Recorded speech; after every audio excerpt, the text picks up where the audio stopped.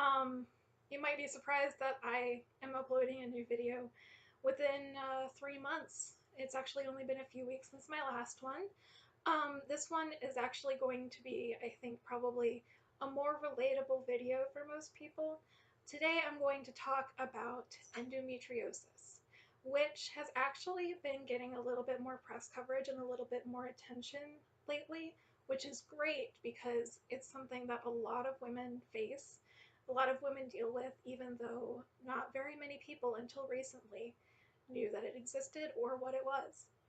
So there are actually a lot of videos on YouTube that can tell you exactly what it is. I'll just give a brief overview and tell you a little bit about my experience. And I think it will actually, if you're having the same kind of symptoms that I'll be discussing, I think it's going to help you get on the track towards treatment and diagnosis, which unfortunately, treatment and diagnosis for endometriosis are often the same thing.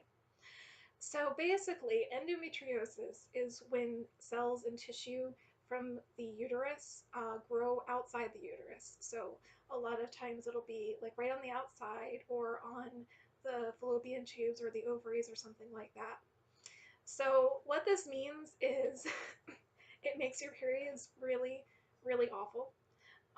You tend to have really horrible cramps, you have really bad bleeding, you can have pain outside the period and no one can tell you what that is, which is really scary.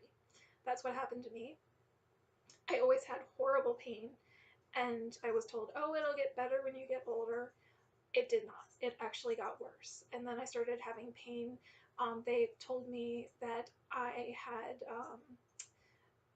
ovarian cysts, which I did have a couple of those, but that didn't explain all the pain that I was having every time that I was having it.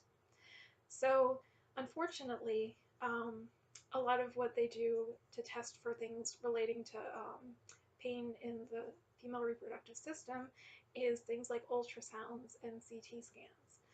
I've had a ton of both of those, and they never showed any endometriosis.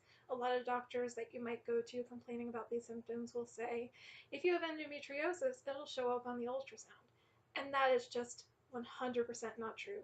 You can go to so many websites and so many videos that will tell you, no, that is not the case. But unfortunately, since it is, a woman's disease, there's not a whole lot of research about it. People aren't as familiar with it. And a lot of people think it's just not a big deal, which, you know, it is what it is.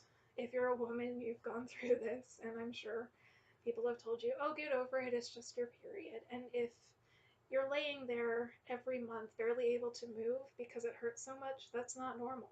You need to get that checked out. I also have one friend who she thinks she has uh, adenomyosis. I'm not quite sure how to say that one because I don't have it, but there are a few other things that are similar that it could not necessarily be endometriosis, but it could be something else. The good news is that endometriosis is treatable. Unfortunately, the treatment is to get it taken out. There are two surgeries that they do. One is where they basically vaporize it with a little cauterizer tool.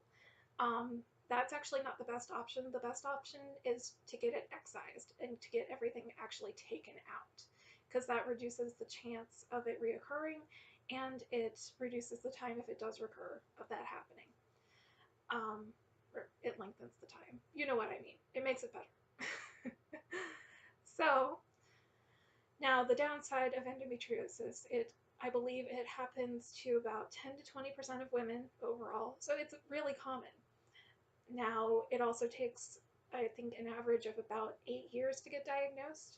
So for 8 years, you're sitting in pain and you're having all these horrible symptoms and you're not getting any treatment. So I hope things like this video, and I know there's commercials right now advertising a service that does a lot of education with endometriosis.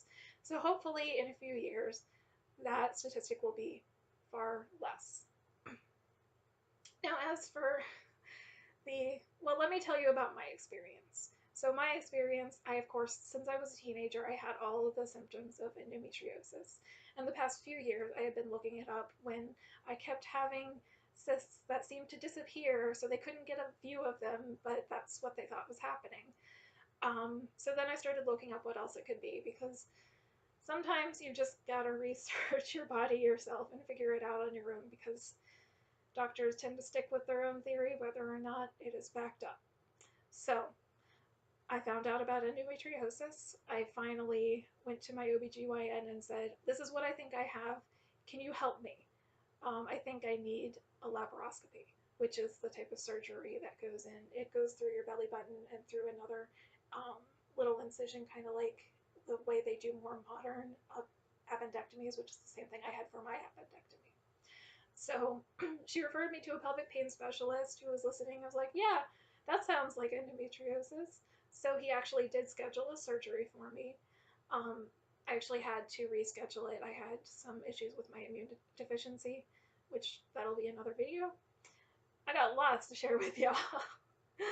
But when I finally got into the surgery, we were about to go in, and the doctor looked at me and he's like, don't worry, it'll be like 5 minutes. We're not going to find anything. And I'm like, so you agree that I'm having all the symptoms of endometriosis, and you agreed to do the surgery, but you don't think you're going to find anything? So basically, right up until he actually got in there and found the endometriosis, he was doubting me, which I think is what a lot of women face who think they have endometriosis, who do have endometriosis, and that needs to change. Doctors really just need to start taking this more seriously, especially considering how common it is. If you have the symptoms, there's a really good chance that that's what's going on, and you need to treat it that way. But anyway, so my 5-minute surgery ended up taking a couple hours, and it, let me tell you, after they go in and they cut you all up, it does hurt. But luckily for me, it ended up being a few weeks before I had appendicitis, so I was totally prepared for the recovery. And just get real prepared, because when they go into your belly button, it's going to look real gross for a while. And in my case, one thing to note about endometriosis is that some women who have it don't have pain. Some women who have it and don't have a very late stage or a lot of it have tons of pain. It's very dependent on where it is and how it's manifesting. For me, it wasn't particularly late stage. I think it was maybe stage 2, but it was on a tendon such that it was really affecting a nerve. So that was why it was causing a huge amount of pain for me.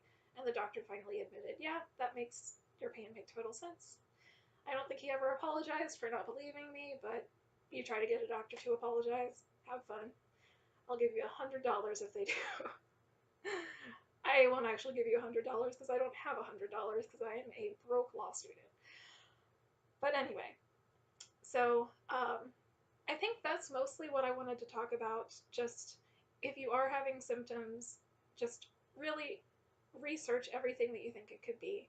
It will get a little scary if you start researching things. Try not to buy into the really out there things that it could be, because chances are it's something simple, it's something common, and it's something treatable.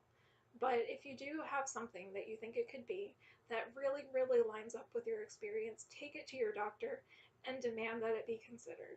Because I've said it before, I'll say it again, even though I hate hearing it, you have to be your own advocate, because doctors tend to really get stuck in their own heads, and you sometimes need to help them get out of there. So right now I will say that it has been about 6 months since I've had the excision of my endometriosis, and I have not had pain since, whereas before I was on painkillers every day and I was still hurting. Sitting in class was excruciating, and just that whole last semester, it was really, really hard. So if you're in that kind of pain, get treated. You can get better. It's not always going to hurt as much as it does now. I can't speak as much for people who are in other healthcare systems in the United States. I know for me there was a waiting period. It wasn't terribly long, but I know in Canada sometimes it can take a while to get into a surgeon. But you're still probably going to have the same issues that you do with the doctors like I've had. So just really hang in there.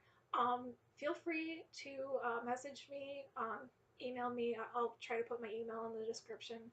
if you're having anything and you think it could be endometriosis, I'll try to lead you to the right sources to figure out if that's what you have. If you just need a little moral support, I am here because I know how much it sucks and I know how someone just believing you can really turn your day around. So, good luck, ladies. It'll get better. I believe in you. Have a great day.